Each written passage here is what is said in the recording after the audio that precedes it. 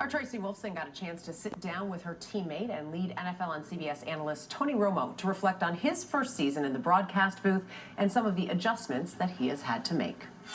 I mean, we're 19 games into the season. First of all, do you even know where you are right now and what city? Do you wake up not knowing any idea? Because I do. There was a little bit of time there. You know, we had the Thursday, Sunday.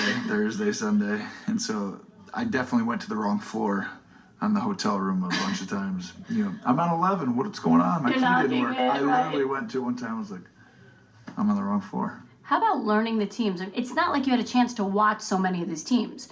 And now here you are, you know, in these production meetings, really needing to learn them pretty quickly. I could recall back, we're sitting with Sean Payton, do you remember? In the New Orleans game is early on, and he looks at you and he goes, dude, you got to go home and study. Yeah. Well, we had on my board, we had a center, and I asked him Max about Unger. And it was the opposite, you know, and I hadn't watched a center's snap for New Orleans in 15 years, you know. So I just asked him about a guy, and it was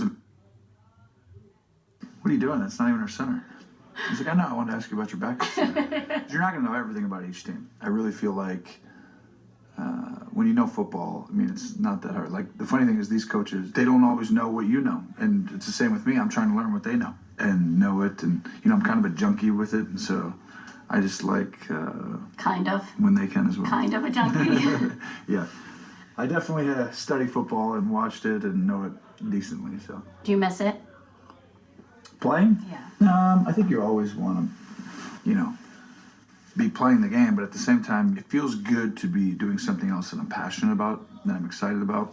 I'm still in the game of football, and, you know, there's another level to be good at this that I'm still trying to obtain, and I think that ultimately I like competition probably more than any specific thing, more than like football or anything. It's just competition, and football provided that avenue for me, and I think that, you know, in some ways, the same thing here. It's like I want to be able to compete and be good at this, and then hopefully allow the viewer to enjoy moments and teach them along the way. And, you know, that part of it makes it easy not to miss the game. Is Candace, your wife, critical, or does she, you know, is it always positive? Does she watch your games? Does she watch your tape? Yeah, she watches the games. I just tell her halftime, like, what was your favorite line? And usually it's about within the first 5 minutes of the game, because I'm like, didn't hear the third quarter at all. You know, it's like... She was putting the kids Well, because to bed. yeah, exactly. Yeah. She's used to me playing, you know, so for her, it's not as emotionally draining. You know, when I was playing out there in the field, every Sunday was just a emotional roller coaster. They're worried about your physical health coming out of the game. And then on top of it, then it's like, okay, if you throw 3 interceptions, it's a horrible week, just like to the world. You know, so every time she goes somewhere, people are like, hey, how you doing? You know, so it's like she feels it everywhere. And so that part, this is like, yawn, how'd the game go, hon? You do all right? What about the kids? Do they watch Daddy on TV in a different light now, not being quarterback? I think the 5-year-old grasps it now a little bit. The 3-year-old, you know. Still doesn't know. No. Yeah. And then the other one's 4 months, so he doesn't know anything. You know, they grow up really quickly when you're on the road all the time.